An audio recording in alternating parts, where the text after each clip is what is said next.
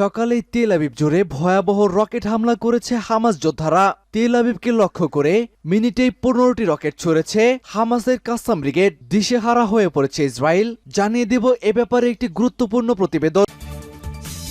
এদিকে ফিলিস্তিনিদের গণহত্যা দখলদার ইসরায়েলের পতন ঘটাবে বলছে ইরানের প্রেসিডেন্ট সাইয়েদ ইব্রাহিম রাইসি। আরো জানিয়ে দিব 24 ঘন্টায় ইসরায়েলের ট্যাঙ্ক সহ 29 সামরিক যানে আঘাত, বহু সেনা নিহত। এদিকে চারদিক থেকে এবার ইহুদিদের উপরে গজব শুরু। গাজায় ইসরায়েলি সৈন্যদের মধ্যে ছড়িয়ে পড়েছে ডায়রিয়া সহ নানা ধরনের রোগ। সর্বশেষ জানিয়ে দিব ধরা খেয়েছে এবার জেলেনস্কি।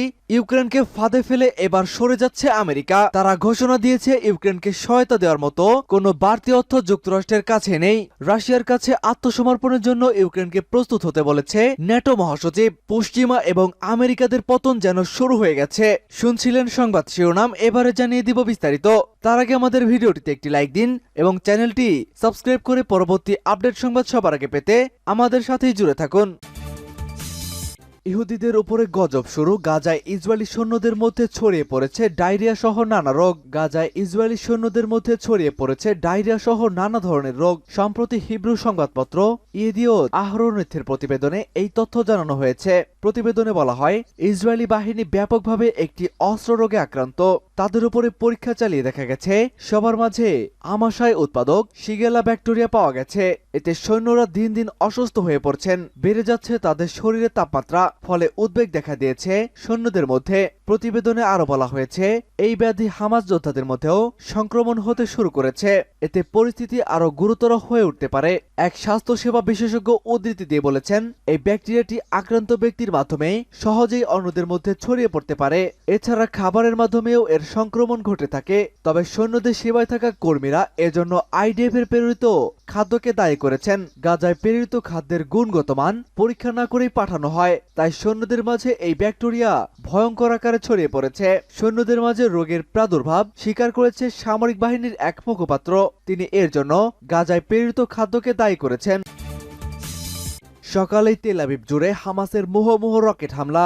ইসরায়েলের তেল আবিব শহরে মুহুর্মুহু রকেট হামলা চালিয়েছে অবরুদ্ধ গাজা উপত্যকার ক্ষমতাসীন গোষ্ঠী হামাস যোদ্ধারা। মঙ্গলবার এই হামলায় তেল আবিবের বেশ কয়েকজন আহত হয়েছেন বলে ইসরায়েলের এক গণমাধ্যমের খবরে জানানো হয়েছে। ইসরায়েলি দৈনিক টাইমস অব ইসরায়েলের এক প্রতিবেদনে এমন তথ্য জানানো হয়েছে।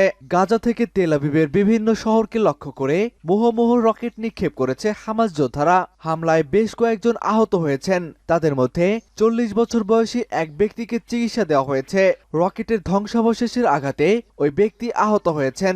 অনলাইনে প্রকাশিত ভিডিও ফুটেজে দেখা যায়, তেল আবিব ব্যস্ত এক ফুটপাতে রকেটের বড় টুকরো পড়ে আছে। আরেকটি ভিডিওতে তেল আবিবের একটি স্কুলের পাশের পার্কে ধ্বংসাবশেষ দেখা যায়। এ সময় সেখানে ধোঁয়া উঠতেও দেখা গেছে।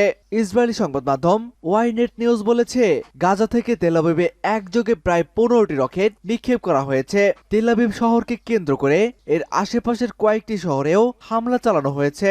এ সময় বাসিন্দাদের সাইরেন বাজিয়ে সতর্ক করে দেওয়া হয়। এদিকে উত্তর লেবানন সীমান্তের লাগোয়া ইসরায়েলের উত্তরাঞ্চলে কয়েক দফা রকেট হামলা চালিয়েছে ইরান সমর্থিত লেবাননের হিজবুল্লাহ গোষ্ঠী। উত্তর ইসরায়েলের কয়েকটি বসতি লক্ষ্য করে এই হামলা চালানো হয়েছে বলে দাবি করেছে ইসরায়েলি প্রতিরক্ষা বাহিনী আইডিএফ। গত 7 অক্টোবর হামাসের যোদ্ধারা ইসরায়েলের ভূখণ্ডে অতর্কিত হামলা চালায়। ওই দিন থেকে গাজায় অভিযান শুরু করে ইসরায়েলি বাহিনী। ইসরায়েলি বাহিনীর টানা 1.5 মাসের অভিযানে কার্যত ধ্বংসস্তূপে পরিণত হয়েছে গাজা উপত্যকা। জর্ডানে হামলা, ইরানের সঙ্গে যুদ্ধ চায় না যুক্তরাষ্ট্র। যুক্তরাষ্ট্রের পররাষ্ট্রমন্ত্রী লয়েব অ্যাস্টিন বলেছেন, নিজেদের সেনাদের রক্ষা করার জন্য যুক্তরাষ্ট্র প্রয়োজনীয় সব পদক্ষেপই গ্রহণ করে যাবে। জর্ডানে ইরান সমর্থিত মিলিশিয়া গোষ্ঠীর হামলায় 3 মার্কিন সেনা নিহত হওয়ার জেরে যুক্তরাষ্ট্র ইরানের সঙ্গে যুদ্ধে জড়িয়ে পড়তে চায় না বলে জানিয়েছে মার্কিন প্রেসিডেন্ট জো বাইডেন। কিন্তু সোমবার দেশটির প্রতিরক্ষা মন্ত্রী লয়েব অ্যাস্টিন বলেছেন, নিজেদের সেনাদের রক্ষা করার জন্য যুক্তরাষ্ট্র প্রয়োজনীয় সব পদক্ষেপই গ্রহণ করবে। রোববার স্থানীয় সময় সকালে জর্ডানের উত্তর পূর্বাঞ্চলীয় প্রান্তে সিরিয়া ও ইরাকের সীমান্ত সংলগ্ন যুক্তরাষ্ট্রের একাধিক সামরিক ঘাঁটিতে ড্রোন হামলায় 3 মার্কিন সেনা নিহত ও 40 জনেরও বেশি আহত হয়েছেন। অক্টোবরে ইসরায়েল হামাস যুদ্ধ শুরু হওয়ার পর ওই অঞ্চলে অবস্থানরত মার্কিন বাহিনীর উপরে বহুবার হামলা হলেও এটি ছিল প্রাণঘাতী প্রথম হামলা। এই ঘটনায় মধ্যপ্রাচ্যে বিরাজমান উত্তেজনা আরো গুরুতর হয়ে গেছে। 24 ঘন্টায় ইসরায়েলের ট্যাঙ্ক সহ 29 সামরিক যানে আঘাত, বহু সেনা হতাহত। ফিলিস্তিনের ইসলামী প্রতিরোধ আন্দোলন হামাসের সামরিক শাখা ইজ্জাদিন আল কাসাম ব্রিগেড 24 ঘন্টায় দখলদার ইসরায়েলের ট্যাঙ্ক সহ 29টি সামরিক যানে আঘাত হেনেছে। হামলার ফলে এসব সামরিক যান ধ্বংস অথবা ব্যাপক ক্ষয়ক্ষতির শিকার হয়েছে। আজ সকালে দেওয়া এক বিবৃতিতে এমন তথ্য জানিয়েছে কাসাম ব্রিগেড। এছাড়া উত্তর গাজার আল জাবালিয়া একটি ট্যাঙ্কেও ইয়াসিন 105 রকেট দিয়ে আঘাত হানা হয়েছে। এদিকে কাসাম ব্রিগেডের যোদ্ধারা নতুন করে ইহুদিবাদী সেনাদের লক্ষ্য করে খুব কাছ থেকেই হামলা চালাচ্ছে। এর ফলে ইসরায়েলের বেশ কয়েকজন সেনার মৃত্যুও হয়েছে।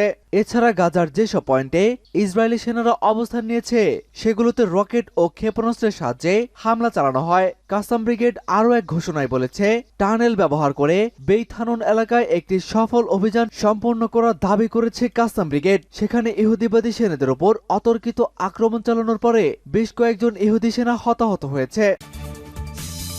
আমেরিকা এবং পশ্চিমাদের টেক্কা দিতে এক সপ্তাহে তৃতীয়বার ক্ষেপণাস্ত্র পরীক্ষা চালিয়েছে উত্তর কোরিয়া। পশ্চিম উপকূল থেকে একাধিক ক্রুজ ক্ষেপণাস্ত্র ছুড়েছে উত্তর কোরিয়া।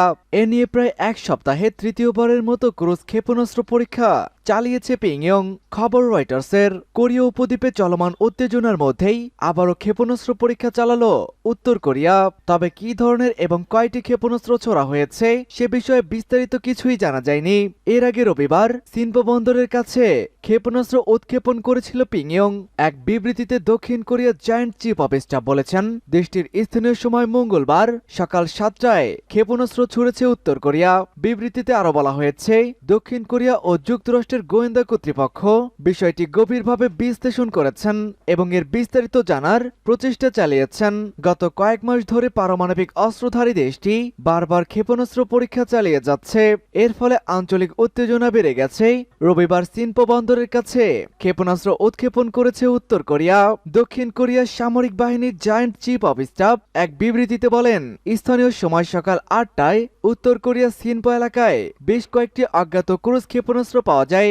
এর আগে বুধবার উত্তর কোরিয়া পুলওয়াসল 3 থেকে 31 নামে একটি নতুন কৌশলগত ক্রুজ ক্ষেপণাস্ত্রের সফল পরীক্ষা চালিয়েছিল।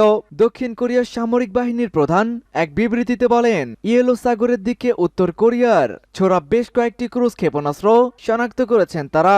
স্থানীয় সময় সকাল 7টার দিকে উত্তর কোরিয়া দেশটির পশ্চিম উপকূল থেকে এসব ক্ষেপণাস্ত্রের পরীক্ষা চালিয়েছে বলেও জানান তিনি।